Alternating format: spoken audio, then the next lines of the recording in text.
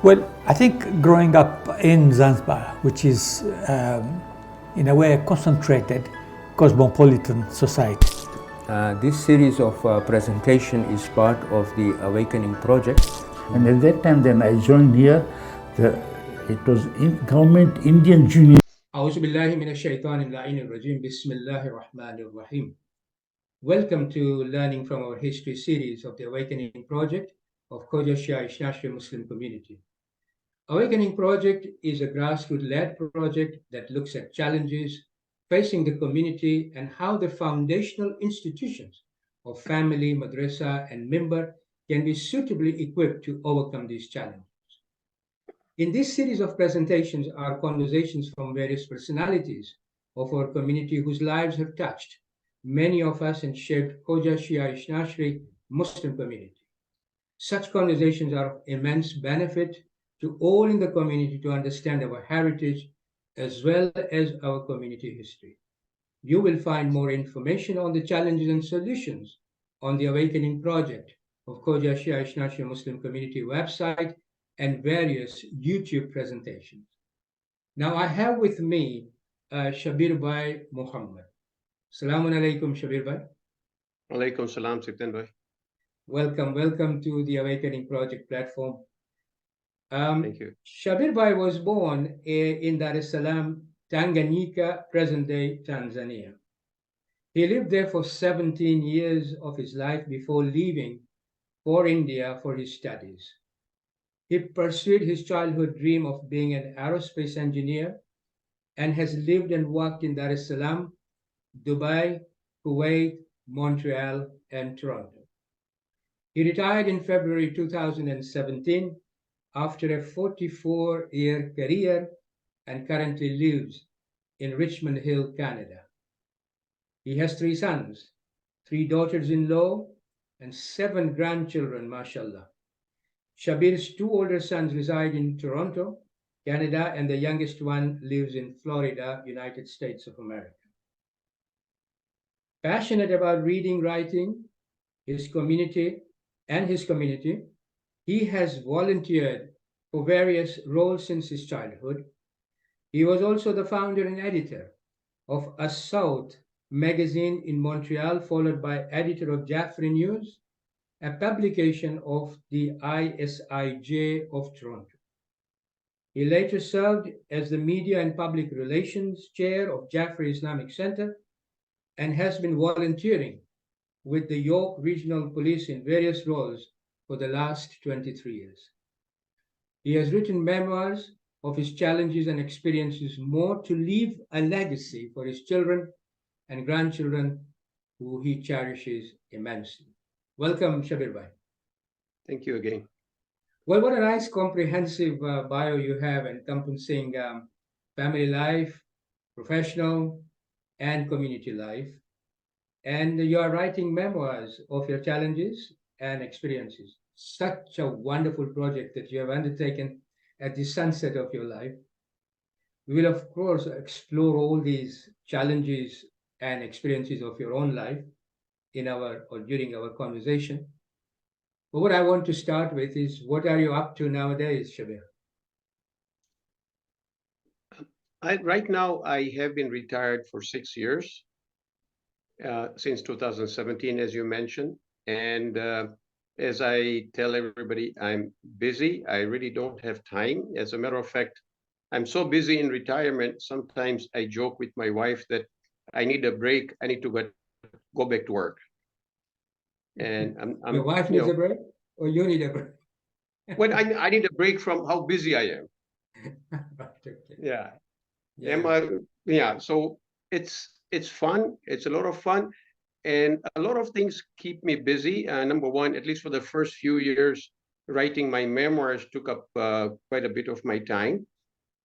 I am a handyman around the house, so I like to do projects around the house. No repairman pretty much comes to my house, really. I do everything. I'm passionate about it since childhood. So that takes a lot of my time.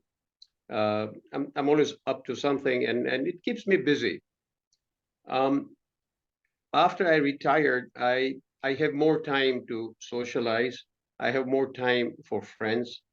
I have more time to go to the gym to keep myself fit, and more time to volunteer for other passions and activities that were not in my profile.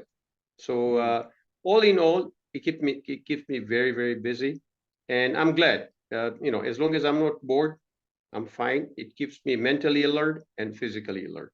I think that's a wonderful thing to do, because, as you know, when we retire, it can be awesome if you do not have anything to do, or if you don't have a hobby, or if you don't have a passion. And I think that all these things, I can see you have a passion for writing your memoirs. So just one side question: what made you interested in writing a memoir? Because in my conversation with our community members, not many of our contemporary sort of peer group of our age would want to undertake that task. So what made you sort of go into writing your own challenging experiences? So what motivated you? Well, I mean, I love writing, as you mentioned, and several years ago, I was sitting at a coffee with a friend, and we got into discussions as to, what did you do after Form 4? Where did you go? And we got into different aspects of where I'd been, my adventure or misadventures, my challenges, my travels. And he said, you know what, you should write about this. And I said, man, it's going to be about 10 pages, And I said, okay, let me try. And as I started writing and as I started talking to friends, relatives, acquaintances, everything started coming back to me. It was like almost going in the past. And I said, you know what, maybe I should start from my childhood. And then I said, maybe whatever little I know of our heritage, where my great grandfather came to Tanzania or Tanganyika. He landed in Kilwa in 1890, and maybe I'll start from there till pretty much the present day. And I think the biggest reason for writing this was not for a journal publication or journal distribution or to sell it on Amazon. It was more as a legacy for my children and grandchildren, who are all in the West, of course. And so they appreciate. A lot of our children and grandchildren do not appreciate the challenges you and I grew up with while growing up in Dar-es-Salaam.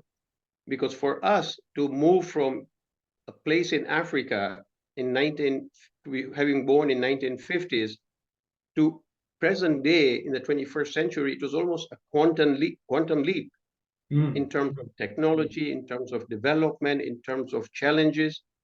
And children do not appreciate what we went through. And I thought this would make part of it, because this would make a permanent chronicle, so to speak, of what I went through. And I think it's important. A lot of people just talk to children or grandchildren about this, and they may be interested, they may forget. And for me, I know my grandmother talked a lot about being in Kilwa, and at that time, this was not a priority for us. We were growing up, and yeah, sure, you did this. And as I grew up, I realized the importance of that. That what did they do? How did they do this? In either late 19th century, early 20th century, how did they survive? Languages, challenges, culture, races, different race. And I never asked those questions. And I said, you know what, maybe what I'll try to do is try to document all that, at least most that I can remember. So when my children and my grandchildren grow up, they realize, what did I go through? What did their grandfather or father went through when growing up in Tanzania, and what challenges I faced during my life to get where I am right now. No, I relate a lot to what you have just said, and I think it's a wonderful insight that you have given as to why you have picked up this particular project, and I think that would give a huge insight and wisdom into your own story to your children and grandchildren, which is a wonderful thing. I want to start with, you're born in Dar-es-Salaam, Shabbir. I also was born in Dar-es-Salaam, so I think we come from the same part of the world. Talk to us about your early childhood, your primary school years, and generally your life in Dar-es-Salaam at that time. So, give me a picture of, say, what how did you sort of pass your childhood in Dar-es-Salaam and then up to primary school, whatever you remember. How do you remember? So, yeah, so I was born in 1953, and obviously for the first few years, I have very faint memories, of us living on what I was told was called New Street.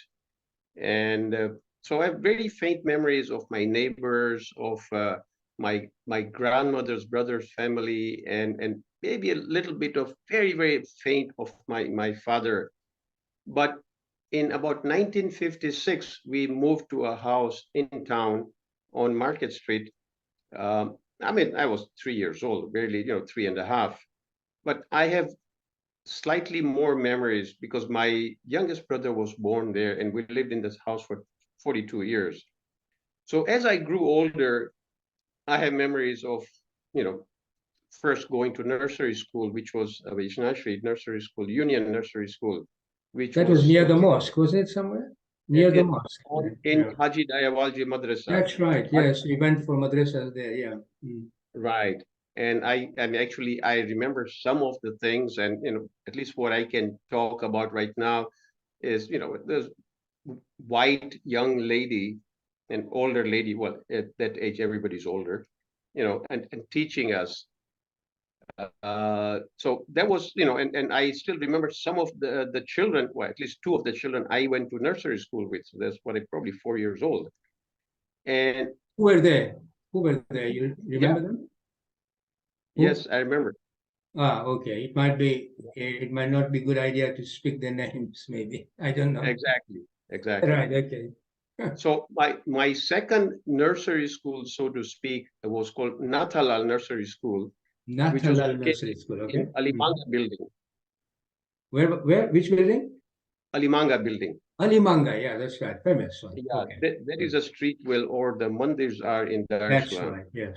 And I think the Nathalal name of the school came from the owner of the school, a very strict, short Hindu teacher who we feared. And after that, standard one, I started at Tendeni School. That's where I went as well. Exactly.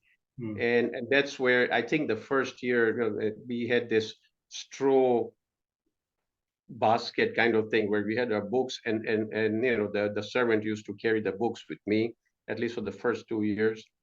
So I spent the first 8 years, because at that time we had to go through standard 8 to go to Form 4.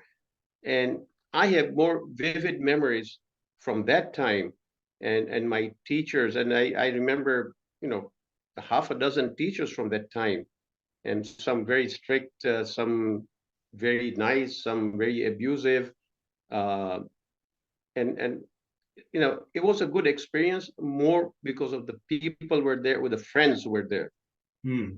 So I do have very good memories of my times in Tendeni School. And you, Sipten Bhai, form one part of the memory. You were a very good rounders player. That sort of comes to my mind. Long time ago, Shabbir. Long time ago. And when I say quantum leap, some of the things I talk about is, some of the classes we had when the lights were out or whatever, we would be sitting cross-legged under a tree. The blackboard was there. And actually, just sort of backtracking a little bit, when I talked about kindergarten, we used to write on slates, party and pen, if you remember. And there were we didn't write on papers. But today, even a 2-year-old kid writes with a paper and a pen. And we used to write on slates. And when I mentioned it to one of my sons, that do you know that I used to write on slates? And he said, really? Was Moses in your class? So I said, go back, Moses with his 10 commandments. So and what I feel is from that time to today, where you and I are talking on this electronic media, with ocean between us, so that itself was a quantum leap in technology. That's right. Yeah, and isn't it interesting that, Shabbir, we went through that particular evolution of gaining the skill in writing the way we were taught. And nowadays, there is artificial intelligence, and you don't even have to have the skill in writing or reading. You can just listen and you can just tap and everything. I mean, it's so different now. I wonder what sort of consequences we will end up with. Maybe this evolution allows our youngsters to develop different type of skills and then forget the actually reading and writing skills. That's an interesting exploration to do, maybe maybe in the future.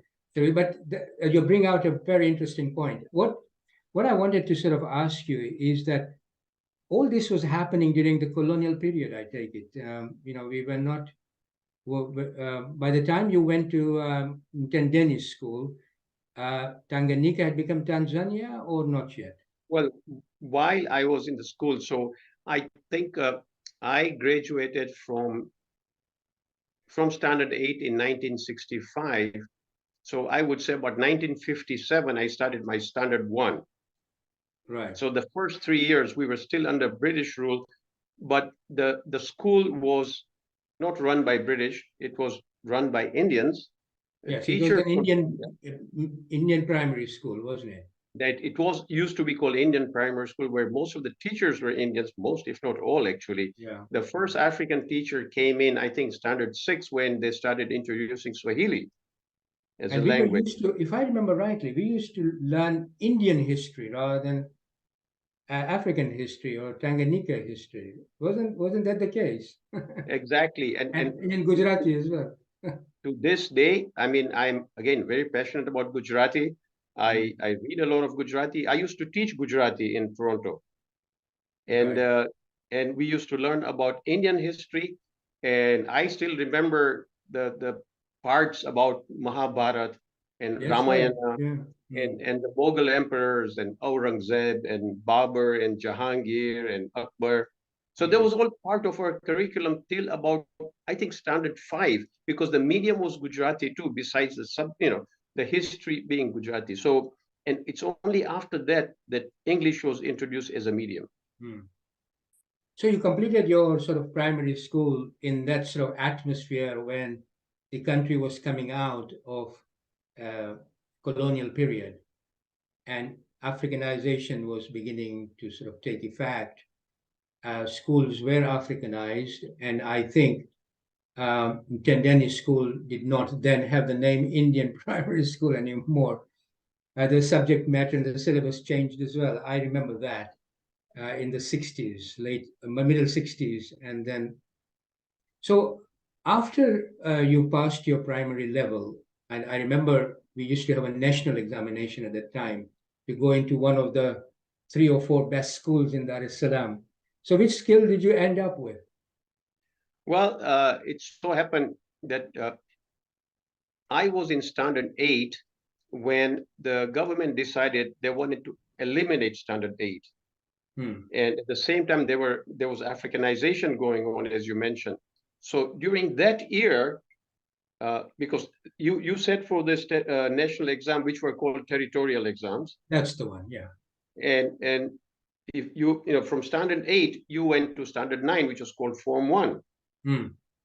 Now, what happened was a lot of Africans were coming in the school, and that particular year, the number of students going to Form 1 were double because they were from Standard 7 and Standard 8.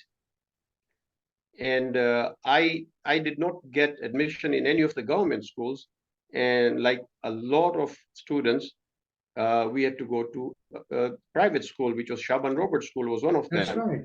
Yeah. Because you just described a very intense situation at that time, very competitive, and of course places were limited, and so a lot of brilliant students were deprived of that aspect of secondary education in one of all those four best schools or 4 or 5 best schools. Yeah. So you ended up in Shaban Roberts then? Correct. And I mean, that time, the private schools, at least the way we know them in North America or Canada, were not that kind of private. So the private school was just to fill the need because there weren't enough government schools to cater for the students. So they would ask for donations and high fees as opposed to, I think, no fees in the government schools. Okay, so, but, it was the same curriculum. And, again, I have pretty nice memories of being in Shaban Roberts School till about Form 4, which was Standard 12, where I think you and I went through the same thing, where our Form 4 exams were from University of Cambridge. That's right. But I came to UK before Form 4. Yeah. Right. Shabbir, I want to, whilst we are in this subject matter, I want to sort of ask you to perhaps share with us the parents now, mother and father, and siblings, but particularly mother, father, and tell me, and the extended family, and tell me how did they inspire you, and what was the life like as a family growing up in Dar-es-Salaam at that time? Period of colonization and then Africanization, independence, tough economic conditions, some of the settled views that we had during the British time of what we thought of East Africa, were suddenly sort of became very challenging. So, how did you cope, and how did your parents? What sort of role did they play in your own life in sort of pushing you for education and all that? So, if you have some memory to share, do share with us so that we get a complete picture. I'll try to make it brief, but basically, my grandfather, my paternal grandfather, had 6 children. My father and 5 girls. They came from originally Gujarat, Kutch or Kathiawar? Originally, but they were all born in Dar-es-Salaam or Kilwa, Okay, right. depending on the age. Yeah. But they were in Kilwa when my grandfather passed away. When my grandmother was in her 20s, leaving 5 children. And so my grandfather, I have actually a part of his diary, and my grandfather passed away on 16th April 1939.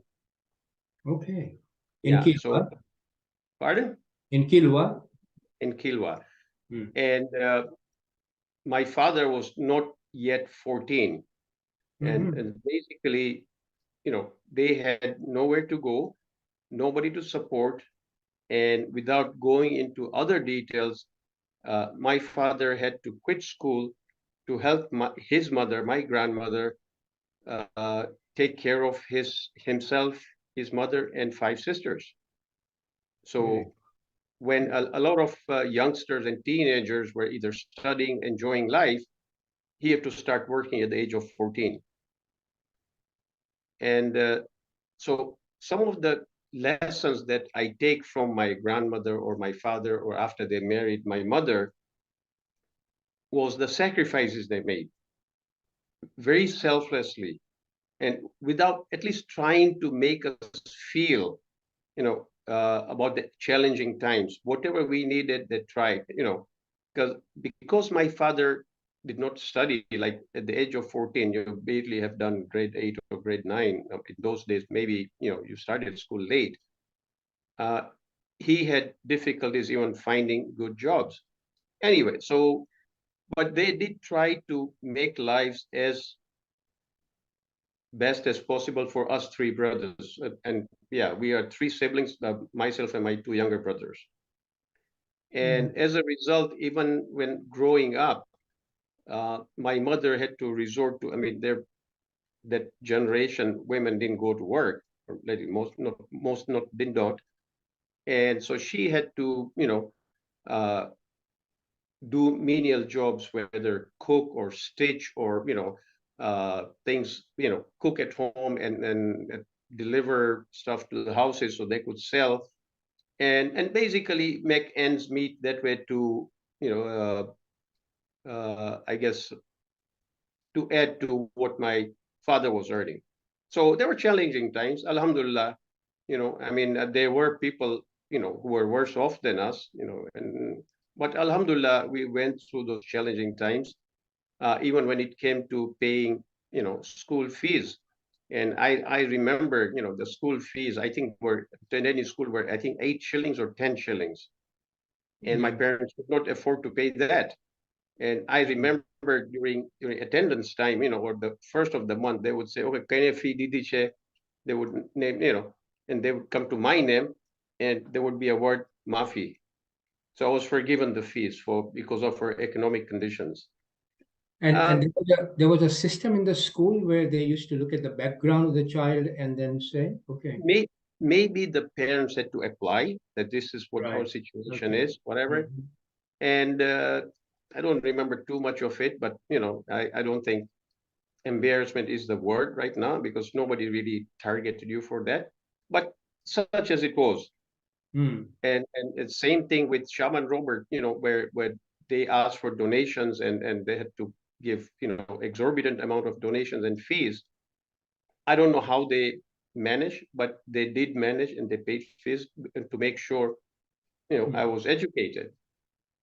And so just fast forward 4 years when I graduated from Cambridge, and I was passionate about aviation from childhood.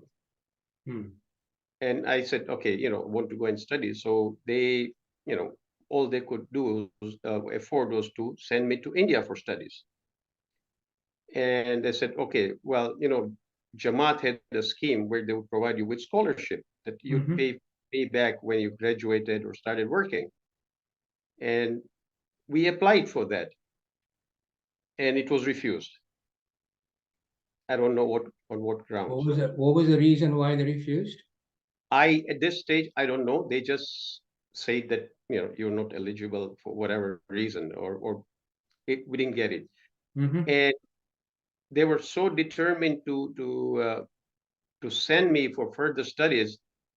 And my grandmother, who was the most active in the family, she traveled all the way to Mombasa to meet a certain individual who was heading the Africa Federation at the time, so to speak, no names. And they were told, whatever. And eventually, just to go into little details, they said, okay, well, you know what? The fees are going to be 300 rupees. And as long as you shell out part of it, we'll give you the rest. We'll say 100 rupees a month. We will pitch in the rest. And they said, okay, so we will send you, or remit you 3 months worth of fees to you, the 100 rupees. And we submitted that, and that is the only money that was remitted to me when I was in India, nothing else. You mean to say that was the only money remitted from Africa Federation? For us, our money that we gave to Africa Federation, they remitted to us, and there was no more money. After that, no money came from Africa Federation, so you didn't get any support, financial support? Nothing, zero. And it was very, very difficult, because my mother had to basically sell all her jewelry to make sure I studied. Oh, so times are extremely hard for you then. Extremely hard. They were extremely hard. And what made this even a more unpleasant experience, and which has made me bitter, is I had friends. I know friends, and some of which and whose parents were business people. They owned businesses in Dar-es-Salaam. Their children got scholarships from the Jamaat. Oh, how sad. Okay. Yeah. So for whatever reason, and this did not happen. And Alhamdulillah, Allah is great. And this did not stop me from achieving my goal. And, again, fast forward another 4 years, I studied, I did my apprenticeship in India, and I became an aerospace engineer. And I came to Dar-es-Salaam. I started, working in the airline. So now I want you to take back to India. Where did you study in India? I studied what was the equivalent of A levels in Bombay, and then I went to Madras for my aeronautics. Right. So how old were you when you went to India? That's interesting. I was about 16 years old. I'd So never traveled outside the country. at age 16, you go Yes. to Mumbai, presumably, and then you settled there to do your equivalent of A levels. Right. Now, did you know anyone in Mumbai? I did not know anyone, and as a matter of fact, I mentioned, I talk about this with a lot of people. We were required to have a guardian in India, and a distant uh, relative or a friend of the family was studying medicine in Bombay. A certain Dr. Ghulam Mirali was marhum now, and so he became my guardian. I didn't know anybody, and of course, it's a long story of how I got there by ship, the challenges I faced, my first day in Bombay, but I don't think this is the forum for that. But I managed to get Share, admission. Shabbir, that when you arrived in Bombay, because it's not easy place, I can assure you. Yeah, It's it's not not an easy. easy. It's a very tough place, and at that time, even tougher than now. Yes. So, Well, I mean, I had traveled about 10 days in the ship, and yeah, all my parents could afford was a third class, which is called a bunk class ticket on the ship. Well, a lot of students were there actually. It made it an adventure. So after 10 days of travel in the ship, we reached Bombay, and the whole, all the passengers are going through customs, and there were about 1,200 passengers. The bunk class, the second class, and the first class. And the customs were so slow, and I had this big metal trunk and a suitcase and a handbag. And at 6 o'clock in the evening on the first day, when just arrived, the custom officer says, "Chalo ghar chale jao, kal aana." That's it. They had done their quota. So and the bag on my shoulder, I came out of the port and I'm looking at it. Maybe something that looks like out of Bollywood movies. And I knew a little bit of Urdu from the Bollywood movies and from listening to majlises. And so I take a piece of paper and ask the gentleman, "Bhai, hame idhar jana hai." And he says, "Chale jao, VT station pe chale jao, central line le lena, udhar se chale jana." I didn't know what VT station was. I didn't know where it was. I didn't know whether central line or eastern line or western line. Anyway, after about the sun was setting now, and I'm in a strange country. I don't know anybody. And so I managed to get to the railway station and I asked him, I said, "Idhar jana hai mujhe." He gave me a ticket. Said, "Sit in the train." I sat in the train, and the train, when it was running for about 5-10 minutes, it didn't stop. And having been used to Dar-es-Salaam, I said, "Man, this train is taking me out of Bombay." So I got off at the next station and I said, "Okay, how do I go?" And I saw a Tangewala. And I told him, "This is where I want to go." Sit down. Eventually, he took me to what was my guardian's campus, which was JJ Hospital. And I could not find the gate. This was like a 20-acre complex. Finally, I found the only gate to the thing, went inside and found his hostel after about 20 minutes and go in there and they said, "Hame Dr. Ghulam Mirali se milna hai." "Oh, kamra number 203. Thank God, finally. So I go in there and I knock on the door of the camera number 203. Nobody's opening the door. And this Ghulam Mirali knew my mother also. I think she had written to him that Shabbir is coming. So nobody opened the door. So for me, 10 days of ship travel, 9 hours in the customs, and my adventures to the train and Tangewala and all that, was really tired. So I sat down outside the door and I went to sleep. And suddenly I feel one guy is coming, literally kicking me. "Niklo idhar se, chale jao." And whoever it was thought, some straggler from the street must have come, and because in India you find a lot of them, and he wants to sleep here. Then I said, in Hindi, I'm waiting for Dr. Ghulam Mirali. And the guy looks at me, Tu Fatma no shokro che? So that was my first day after landing in Bombay. So you must have felt when you heard that, yeah, it must have relieved you a lot. It did. Yeah. And so started my first day of my 4 If years. If the first day was like that, 10 days plus this first day, then I think the rest of your time in India must have settled.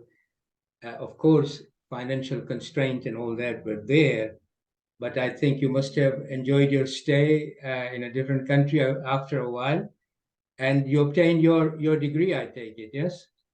Yes, I did, and yeah, I achieved what I wanted to, and there were challenging times because the constraint made even worse were by the Tanzanian foreign currency restrictions. Yeah. Because you could not send money, and so sending money was a challenge itself. On top of that, the rupees had to be bought in black. Yeah. Because they would have to send the money in dollars, and I would get it changed. So if the dollar was 7 shillings at the time, they would have to pay 10 or 11 shillings a dollar to send the money. But alhamdulillah, things worked out, and just shows that with difficulties, all these difficulties, you managed to carve out and shape your destiny in India to at least get what you wanted to get, and I think that's very commendable, Shabbir. Now, so you got your degree and you came back to Dar-es-Salaam, I take it. So what was the situation? Now, this is, I take it, it's late 70s? 74. You came back. Yeah. So late 74, you came back with a degree. It was early 74. In 1974, I started. That's when I started my job also. Right. So you came back to Dar-es-Salaam and started a job in Dar-es-Salaam airport? As an aircraft engineer with East African Airways. So then talk to me about what was happening at the time. It's interesting I'm writing, as you know, part 2 of the book, Khoja Shia Ishnashri's of East Africa, where I'm covering a period 1960 to 2022. So it'd be interesting for me to also talk to me about life in the 70s in Dar-es-Salaam, from the point of view of economic, socio-political, plus social-religious aspect of it. Whatever you can remember, how little you remember, just share with us when you came from India. What was Dar-es-Salaam like? A small town now compared to Mumbai to begin with? Is that how you felt? No, very small town. Now, to go back a little bit, even before I went to India, I loved volunteering. And, our volunteering started with, there was a certain Akbar Jesabai in Dar-es-Salaam who used to be like in charge of everybody. And we'd go to him. I'm the volunteer. Yeah. So you'd serve tea, sabil, you'd serve chai, you'd serve anything. So that's where my volunteer spirit started. Actually, my volunteer spirit may have come from my grandmother, who used to volunteer at Mefle Abbas. And actually, a lot of people, when I tell them, who are you? And they may not know my father because he was not a very known personality. He was a very quiet man, if I remember, a man with glasses and a bald patch in the front. I remember him so quiet, So I would tell them, Fiza Bai no Potrocho. Fiza Bai used to work at Mefle Abbas, and they would know right away. That's right.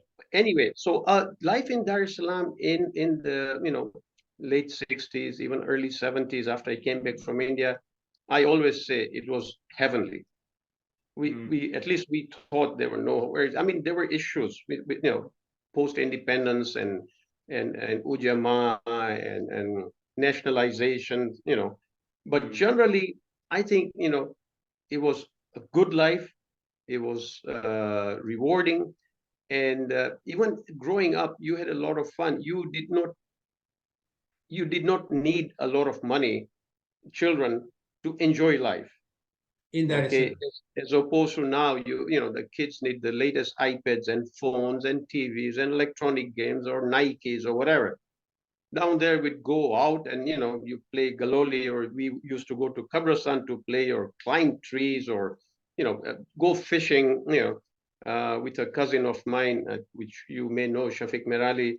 And Yes, yes. and it was easy life, and we still reminisce with some of the friends we grew up with that our children will never experience the richness of the childhood that we had. It was very Even, natural, wasn't it? We used to go out climb the trees, obtain the mango, eat kungu, zamrao, all that. and even community wise, We're also fishing as well, Shabir. We used pardon, to go out fishing, and you remember that? used to catch fishes. Yeah, Yeah. Yeah. So yeah. there was a lot of fun times, adventures, and Mm. and maybe because we did not have these creatures there at the time.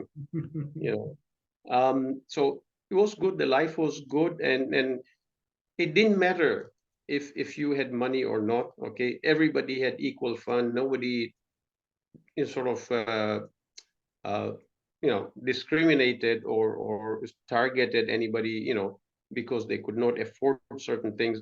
All the kids had fun. Mm. And the And community, would you say that the community had a very sort of communal spirit, helping each other out, and a very accommodating? And if there are any issues, individual issues, community did used to sort of get together and try and resolve it. That spirit was existing at the time, because I remember in the 60s, that spirit, it was a small Dar-es-Salaam community, but it was a very helpful community to any individuals who had certain issues. Those challenges used to be made, those difficulties were used to smoothed out by the community philanthropist or others getting together. Very helpful sort of approach, and the spirit. Was it the same when you came back from India? Dar es Salaam community was like that, or was it changing? it was changed, and that community spirit was to a lesser extent, Hmm. and people became more, I wouldn't say materialistic, but more to themselves. I mean, it was still 70s, life was still good, but this was a gradual, I wouldn't say a decline, but just the thought process, like I wouldn't say, like everybody to themselves, but it was very gradually not becoming the cohesive community that was there. I Hmm. mean, obviously, the community leaders, the philanthropists, the Jamaat did help, and to this day, they do help a lot. Sure, sure, Okay, yeah. But but a the lot spirit of was people, changing, would yeah, you a say? lot Yeah. of people, for whatever reason, okay, Hmm. and to this day, they slip through the cracks. So, Okay. Shabir, now how did you why did you leave Dar es Salaam in that case? Because you gave me your CV and you went to, I believe, Middle East, that direction, to Kuwait, and then to, I suppose, Dubai. What led you move out of Dar es Salaam? Well, when I was with East African Airways, I mean, I needed to get ahead, and I thought in East African Airways, nothing was, significant was Progression wasn't happening. there. Career No, progression wasn't there. no, it didn't seem to be. Mhm. And at that time, uh, there's oil found in Dubai, Mm. and the thing was, everybody going to Dubai and found a job, going to Dubai and found a job. And we found out later on that if 100 people went to Dubai and 90 didn't find the job and came back, you didn't hear from those 90 people. You may hear from the 10 people who found the job, Mm. and out of those 10, maybe 5 found decent jobs.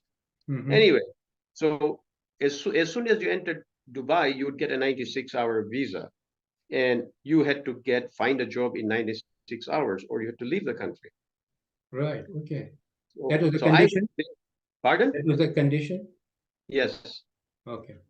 So I went there, and 96 hours, I could not find a job in my field. So somebody suggested, he says, why don't you go to Karachi? And I was determined not to go back to Dar es Salaam. And said, why don't you go to Karachi and get your business cards printed and apply for a business visa. You'll get a 6-month business visa, which is relatively easy, and then you'll have 6 months to look for a job. Now, lo and behold, I go to Karachi and get my business cards printed, actually, with a fictitious company or whatever. And I went to the Emirates embassy, and they said, we have stopped issuing business visas. So there was that. And to cut a long story short, I was stuck in Dubai in Karachi for 10 months. Okay. 10 months. Yeah. I mean, without a job? Without a job. I stayed with a friend. Sometimes I stayed with family, whatever, but that is another chapter. But anyway, after 10 months, through somebody or cousin I knew in the UK, I managed to get the business visa. And one of the individuals I stayed with in Karachi, they were Ugandan refugees. And they eventually moved to Peterborough. Right. Yeah, and they knew my struggles. So anyway, so I got this visa to Dubai, and they knew what I was trying to look for. Anyway, so other direction, went to Dubai. I could not find a job in my field, and I became a sales rep for some office supply company, Kalamazoo Business Systems. That was not my field. Until about a month and a half later, I get a phone call that you have an interview scheduled for Kuwait Airways as an aircraft engineer in about 3 days. And literally that evening, I took a flight and I left for Kuwait. And anyway, I got the interview passed, and I got my job, and then I worked in Kuwait for 3 years. So now, talk to me the timeline. So it was what, 70s you left, late 70s you left? So about mid 75, I left to go to Dubai, and then around that time it didn't work out. I went to Karachi, and about 76 sometimes I came back to Dubai. In about a month it didn't work out. So about 70, towards the end of 76, I started my work in Kuwait. And how long did you stay in Kuwait? About 3 years. So when the Iranian Revolution happened, I was in Kuwait. Right. Okay. And what was the sort of atmosphere like? Iranian Revolution just nearby, Kuwait, oil producing country, presumably a lot of instability in that sense. So what was your reflection at the time? Iranian Revolution did have an impact in Kuwait? Not initially, no. There were no impacts. I mean, we knew there was something going on. Ayatollah Khomeini came in, whatever's going on. And this was just around 78, 79, just about the time that I was getting tired of living in Kuwait conditions, because the local people there are not very hospitable to immigrants. Okay. Especially immigrants of Indian and Pakistani origin. And so while I was in Kuwait, I got married and came back to Kuwait with my wife. And as she was, getting ready to deliver the first child, I said, no, this is not a place for us. You go back to Dar-es-Salaam. Right. And when my son was born, actually, I wasn't in Dar-es-Salaam. I arrived there a month later. And through somebody I knew in Air Tanzania, so East African Airways had broken up. And Air Tanzania was formed. And this individual was somebody higher up in Air Tanzania, and said, why don't you join our new airline? We need skilled people.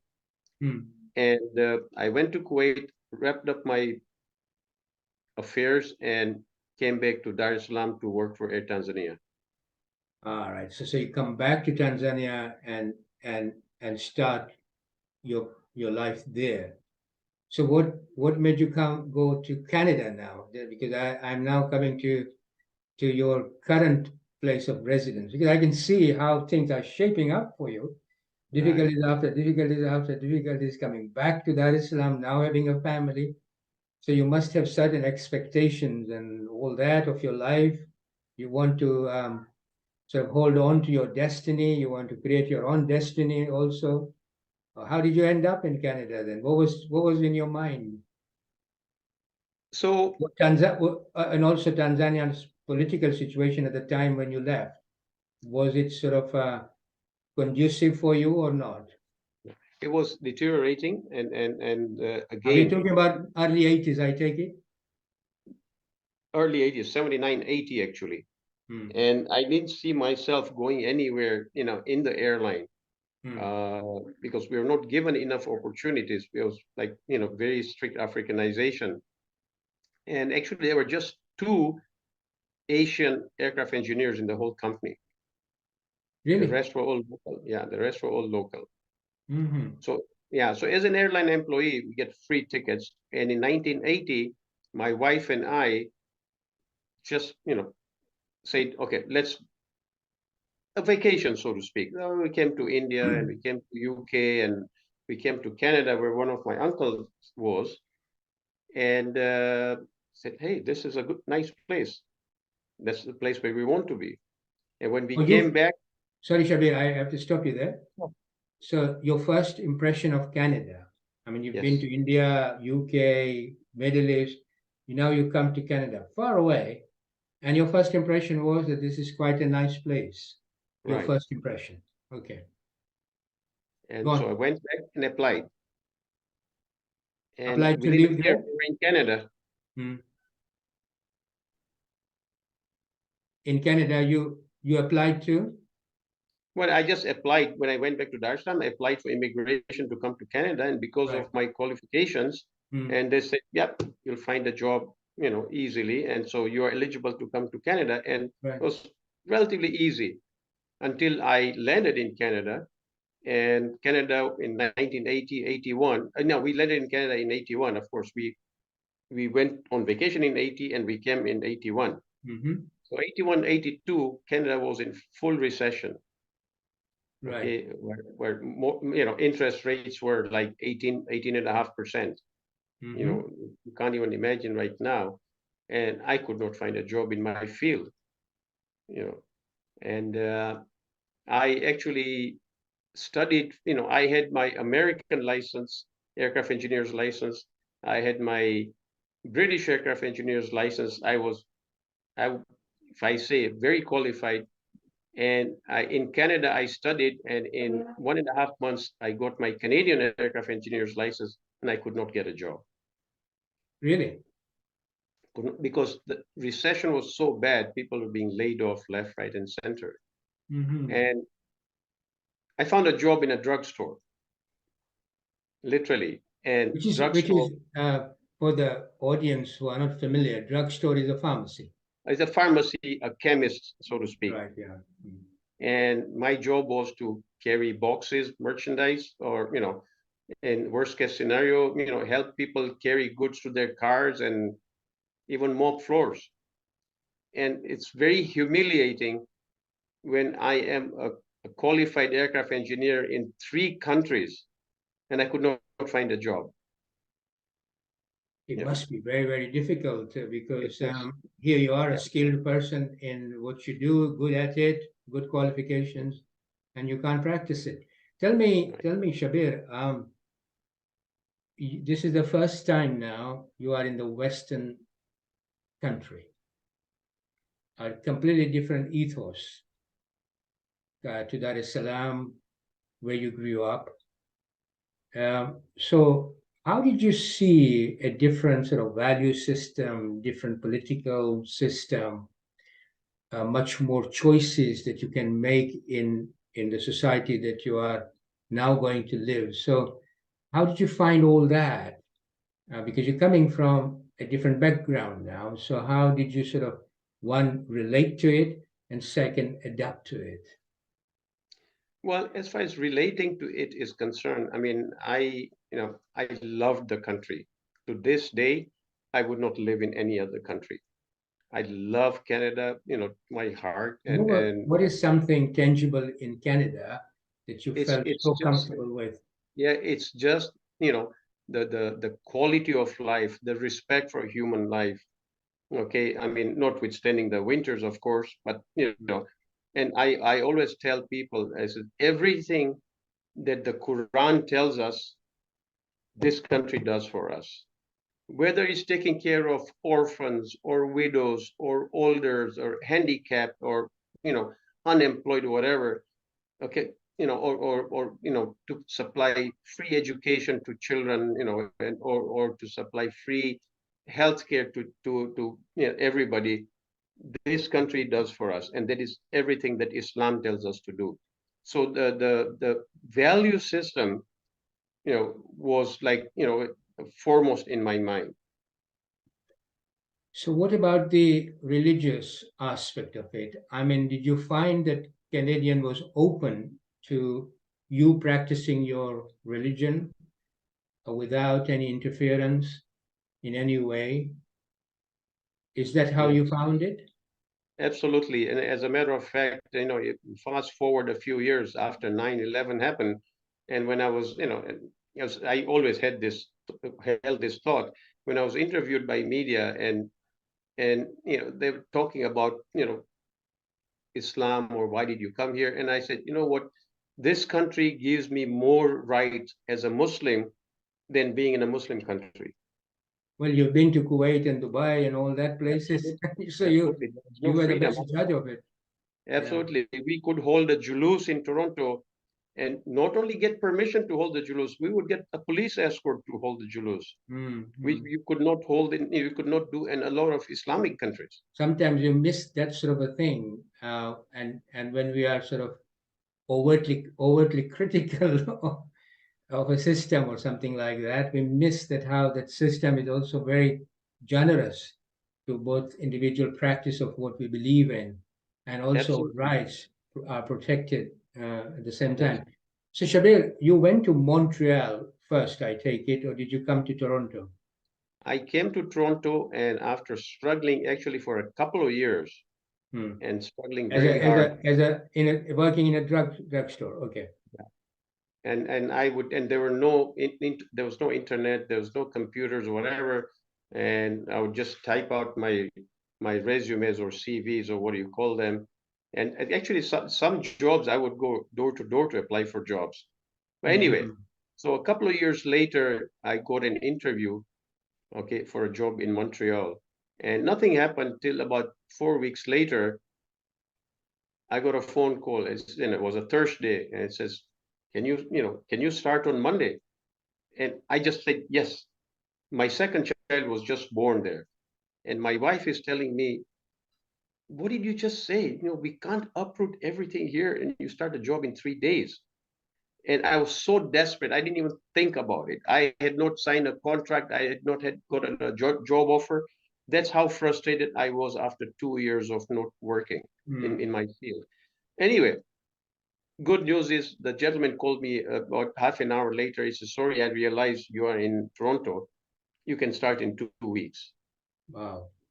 Okay. And then I restarted my career in Montreal, where I lived for just over 11 years.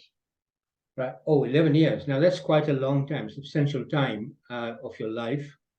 So you have a job now, professional job there now, the job that you like, presumably.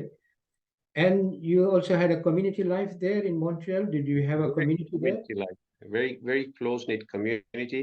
I mean, Small Toronto, community? yeah, Ishnashri community, Shia community. There were less Khojas, more, Pakistanis and Hmm. Arabs. But it was a small community, very close-knit. I mean, not as big as Toronto. Toronto had, in terms of that period, very well-established community, because the old Jaffa Islamic Center had already opened up. Hmm. So it was a big mosque, a very vibrant community. You know, people kept coming in. But Montreal had a pretty decent community. We had all the events and activities like any other mosque, any other Ishnashri community. Hmm. Now I understand that you became an editor of is it Al Sawt? Is it the A South pronunciation magazine. correct? So we So volunteer.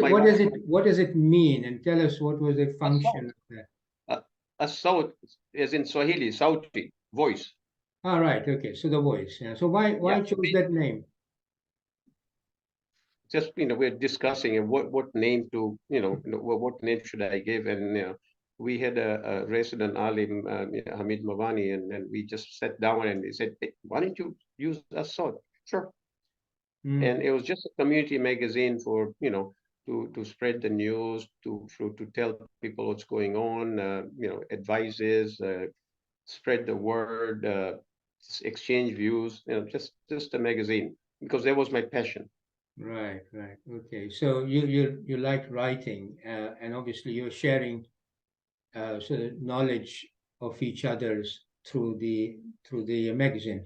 So you had a religious personnel there running it, Amit Mawani. He's now professor, I take it. He's a Somewhere, professor in somewhere, California. right. So talk to me about, before we come to Toronto, talk to me about life in Montreal, communal life and professional life. You sort of adapted very well there? We adapted very well. I mean, Montreal is part of Quebec, so that's very French. But in my field, because it's aviation, you don't need French. And we didn't have any relatives there, but we had some very, very close friends.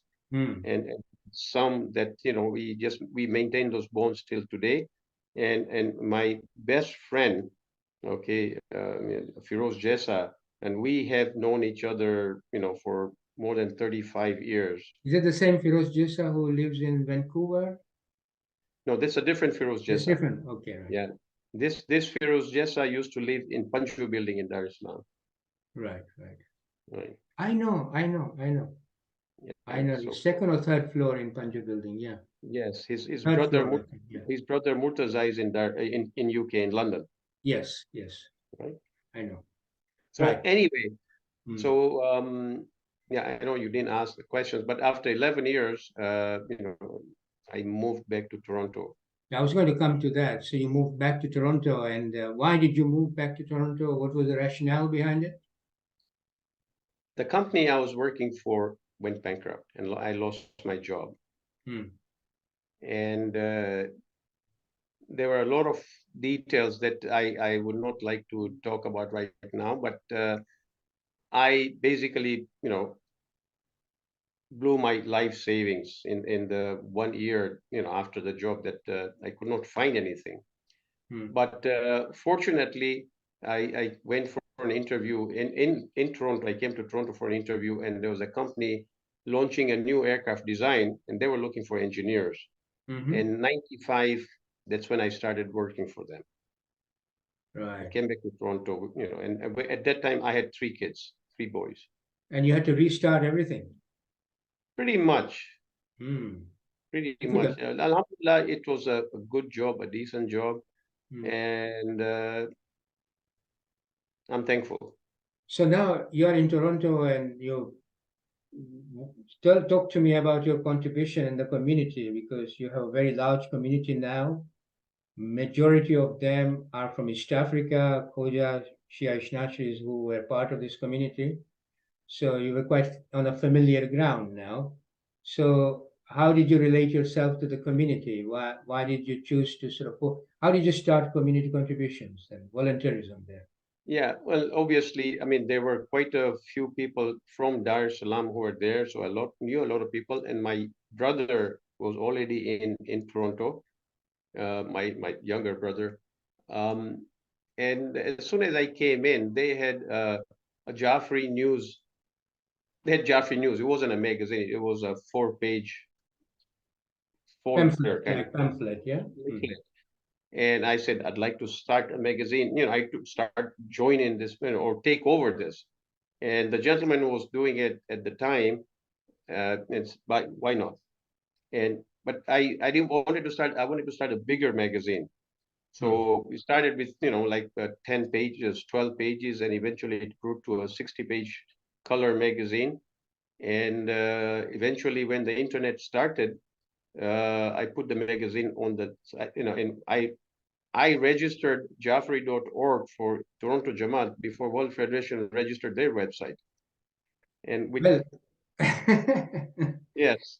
I remember meeting you in 1997, or was it 1999, when I came as a Secretary General to Toronto. And I remember meeting you, and at that time you told me I think you were editor of Japan News at the time.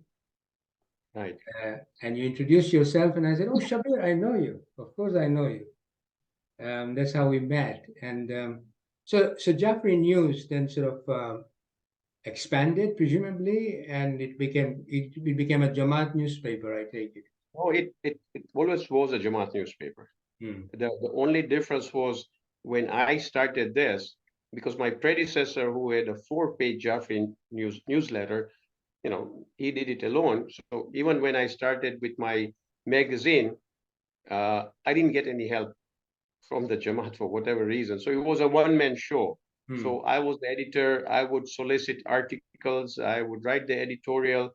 I would design advertisements. I would try to get advertisement to pay for the printing costs because Jamaat would not pay for the printing costs.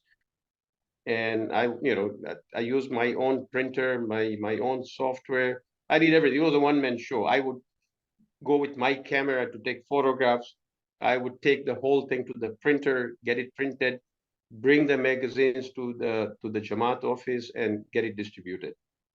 Well, in that case, did you have to get authority from somewhere to sort of say, I'm doing all this? No, yeah. It was Or did you officially have a autonomy? Jamaat magazine. Say it again. It was still a Jamaat magazine. Right. They said a Jamaat no magazine, you do it, basically without saying anything. Don't ask us or anything. You do it. You're doing a good job. Keep it up. Until such time as something controversial occurs, then there will be a discussion, I take it. Well, let's put it this way. I worked as as the editor for 4 years, and then a lady took over, and then she had to leave Canada to actually move to Dar-es-Salaam, and 2-3 people took over. They had one issue. The magazine has disappeared now. The Jamaat doesn't even have a magazine now. Well, give me a sense of community there. I mean, how was it evolving? What were the dynamics at the time? And have you had any incidents that you want to share with us? I mean, give me a sense of the Toronto community at the time in the 1990s. Was there any major dynamics going on? I just want to understand the community evolution at that time. Would you be able to share, Shabbir? Well, whatever little I can. I mean, I came here in '95, and it was a very, it still is a very vibrant community with very passionate leadership. Okay, and as you may know, with leadership, you cannot make everybody happy, and there were issues. I mean, from community leadership to religious leadership to the way that mosque was being run. But generally, this community is, again, like I say, it's very vibrant. No matter what happens politically, no matter what happens in other issues, this community is always there for us. This community will always be there for us. They have all political issues, and whether it's Toronto, London, Dar-es-Salaam, Bombay, Karachi, they all have their issues. But overall, their intention, I think, is right, and they will always be there for the community members. I get a sense. Yeah. Dynamics was changing, and I think that's my personal view is we still continue the mainstream kind of preachings in our communities, to the audience, and maybe because that's the demand. And I think because of the mainstream preachings and lectures and activities, we are driving away our younger generation. And that is the saddest part. That is the only lesson or message I would give to the community leaders. Okay, and I know youngsters myself. I could sit here and probably name at least 15 youngsters who have left attending the community, and they're never going to come back, no matter who you get. They're disenchanted for whatever reason, and they come to the mosque and they say, is this what our faith is? Is this what we are supposed to be preached? Because Islamic history is important. The mojizas and the histories and the shairis and hadiths are important, but it fails to connect with our With present the young day, mind, yeah. present day issues. And the youth said, we can't relate to this. Right. We can't relate to this. And sometimes maybe out of guilt, they may attend on Muharram Day or they may come for Eid Namaz. Mm. But really, I think there are young youth who are very passionate about even what's going on. They said this is how our faith should be. But for a large portion of youngsters or younger generation, we have lost them. And that is the saddest part. I think to give due credit also, Shabbir, and I think your point is well taken. To give credit to the present leadership, I think they are also organizing now much more to see if they could connect with the mindset of the younger generation, exactly to the point that you're making, so that the community, the young mind still can remain within the ethos of our community, and perhaps get answer to whatever challenges they have in their mind, in a more rational way and more understanding way. So there is that. I can see the development now occurring. So let's hope that that development advances. And to your point again, that whatever youth we have within our community stays within our community and build it from then onwards. I also want to make you made a very good point about the community's positiveness also, that whatever trouble that we go through, we do sit down together and work it through. And I think, although it may take time, but I think that we do sit down together. And I remember in the 1990s and early sort of 21st century, Toronto Jamaat did go through a period of challenging time as they were building the present center. But somehow they sat together, they worked through the difficulties, and today they have a really fantastic center that one can be proud of. So I think that those positives, I think, are also part of our heritage. So when we were a Khoja community, the Khoja community always sat down together and sorted the issues out amicably. This is part of our legacy as well. And I think that we've retained that. And being a small community, when we parted as a Khoja community, we needed to be united so that we could retain our identity and our existence as well, at least in the earlier part of our community life as a Khoja Shia Thrashis. So, you make a very good point. No matter what, this is our community. We need our community, and we resolve our differences sitting down together. So that's a positive thing.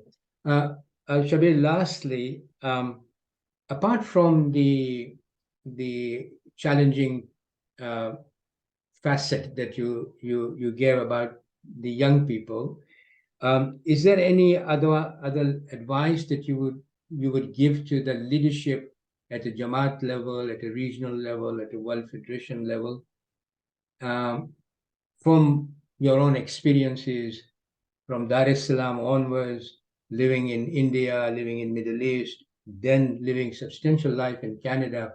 Do you have any advice to the global community now at large? Anything that you want to share? That's a very powerful question. I really I'm putting you on the spot, actually. I'm humbled, but Shabbir, I was going to ask you, but then you answered it. So I was going to say to you that what are the strengths of Toronto Jamaat and what are the weaknesses of the Toronto Jamaat from your own experiences? But I think you saw that question probably coming, and you answered it in your own way, both the positive and where we needed to work with a young mind. So that's answered now. But when it comes to the global community now, because we are becoming a global village as well, and our community the most is around between 120 to 150,000. So if there is any experiences that you want to share or anything that you may want to share to the leadership of both the regional and the World Federation to say, well, also globally, these are the challenges that we may need to look at. If it comes in your mind, if anything comes in your mind, I mean, I know I've put you up here, I've put you on spot there, but if you can share, if there's anything. Well, I mean, again, I am a sucker for youth issues, and I would always say, focus on the youngsters, focus on the youth, and whatever it takes. When you say that the community is attempting, I mean, being cynical, yeah, just to be cynical, we have been hearing that for years, and it seems that we are spinning our wheels, and I think yes, the buck stops with the leadership, but I say, yeah, parents has to contribute, and people have to sort of volunteer, whatever. And yeah, the first time, you say, okay, it's the community leaders who have to make this happen. But I think as far as we are concerned, the way our community is structured, the buck stops with the religious leadership. And I think, and I don't know, whatever example I can give, and just hypothetically, if the president of London Jamaat would come today and said, we will have Hadith Kisa or, Yasin and Dua Kumel on Wednesdays, nobody would listen to him. No, he would be driven out. He says, no, we have been having it on Thursdays, and Thursday na sawab marriage. But if a religious leader would come and say, hey, you know what? It doesn't make any difference. If you have it on Wednesday, it's equal sawab. It's a convenience thing, and it's equally good. You do it. People would listen to them. So okay. I think I see the point you're making. Yeah, absolutely. And I think successes of a community and failures, okay, the buck stops with the community leadership. I mean, sorry, the religious leadership. Community leadership are there to make things happen. But as far as the guidance is concerned, it goes to the religious leadership. Yeah. Okay. Shabbir, also, yeah, go on.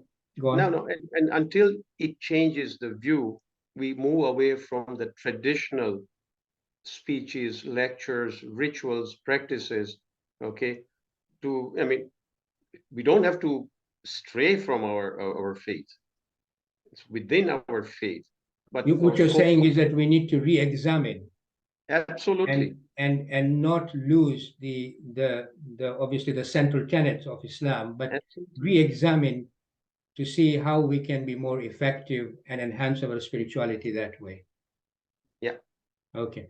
You're a media man. I just wanted to ask you something, that as far as the media side of the community is concerned, do you have any, are we as a community engaging outside of our community with the wider society? How does Toronto do as far as that aspect of it is concerned, engaging with outside the community? You are a police relationship man. I think you what is it called? Wait, the York Region Police. That's a police in our larger county. That's where. So you have been part of that for a long time, I take it. Yeah. So from that point of view, from the real experience that you have, how do you see? Are we engaging in terms of media in the right way? Our Toronto community, would you say that they're doing as best as they can, and they need to do a bit more, or how do you see it? If you are asking the question, are we doing enough, or are doing what we need to do? My short answer is no. And I think the reason is, we are more reactive than proactive. Mm-hmm. Okay, something happens and we'll react to it. And I think we have to be proactive, to reach out to the community, reach other communities, reach out to the media, and I'll give you an example again. When 9/11 happened, and yeah, maybe not for religious reasons, but more for PR, but generally, I arranged for a prayer vigil at our Bayview Jafri Islamic Center. I invited all the communities, Buddhists, Sikhs, Mennonites, Christians, Chinese, they're Buddhists, Jews, our neighbors, whatever. Why and we had like super TV coverage at the time. And I was, wondering, I said, we had such positive media coverage. We even had media asking us, as, you know what, that's the first time we have seen Jews entering a mosque to pray. I say it doesn't take long, and they thought it was wow, and I wish we could happen. I said, no, it doesn't. We just have to reach out to each other instead of targeting each other or criticizing each other. And for the longest time, Jafri Islamic Center was the de facto spokesperson, so to speak, for the media. Something happened in Islam, and a phone call would go to our office, or then eventually to Maulana Rizvi. What do you think of this? How do we do this? Okay, what are your opinions? Today, the de facto spokesperson or the spokes community for Muslims is the Ahmadiyya community. Ahmadiyya community, because they are very proactive. They reach out to the media, they reach out to the politicians, they advertise themselves, they tell them what they're doing, and they're known. And that is what it takes. We don't do enough. When I was the media person, there was graffiti sprayed on a synagogue, and their graves, gravestones are knocked down. And I was the first person to issue a media release, just condemning this. And I was taken to task by a few people. And I didn't say anything. Kid you not, but 3 weeks later, Al-Mahdi Center, which used to be known as Bakri Center, somebody threw a firebomb in there. Nothing happened. There was a caretaker and it extinguished. Who are the first people to support us? The B'nai B'rith. The Jewish community. The Jewish. They were the first people to support us, not just in letters, in the media. They condemned that this is not right, this should not happen, whatever. I said, that's all it takes. I didn't say that, but I said, but we have to be proactive.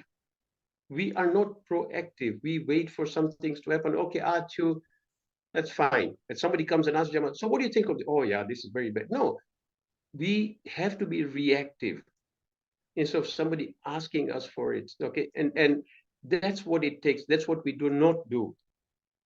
Sikh community, the Ahmadiyya community, to a lesser extent, the Ismaili community, they have people that do this. We do not do this. So as far as media aspect of our community is concerned, we need to do a lot more than what we are doing at the moment, and particularly more actively rather than reactively. Is that what you are saying? 100%. Right. We are not going to be able to turn people's minds and thoughts overnight, because people who are anti-Muslim or whatever, you're not going to change them. But it'll give others food for thought. Hey, you know what? This thing happened, to a temple in Thornhill, and Muslims were the first to condemn it.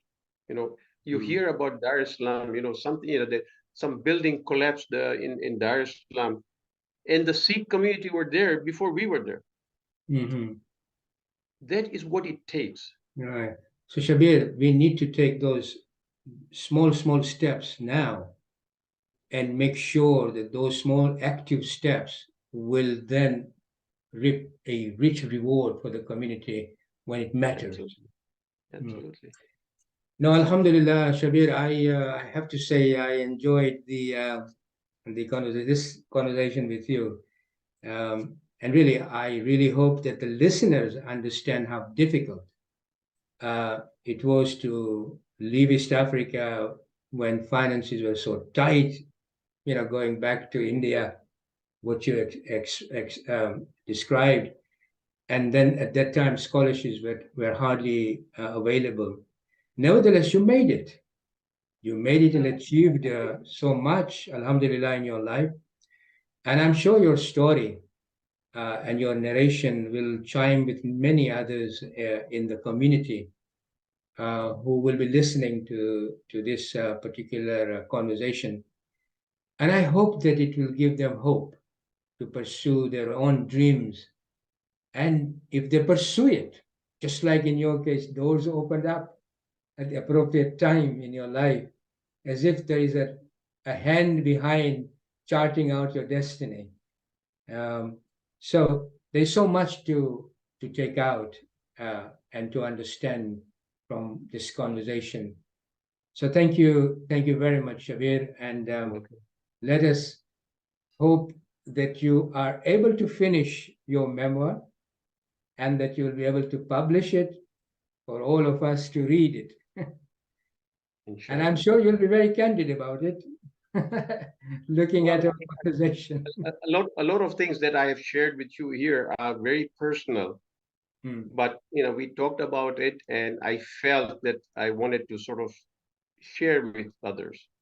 No, but more importantly as well, it gives us a picture of the 60s and the 70s and the 80s and the 90s, and from your own life going to India and in the Middle East and then in the West, how it all shaped you, and also your mindset, and how Canadian society became quite a society that you fell in love with in that sense, and you do relate to it in a very deeper sense because of the rights it gives you and the protection it provides to carry on with your faith and to protect the faith of your children and your family.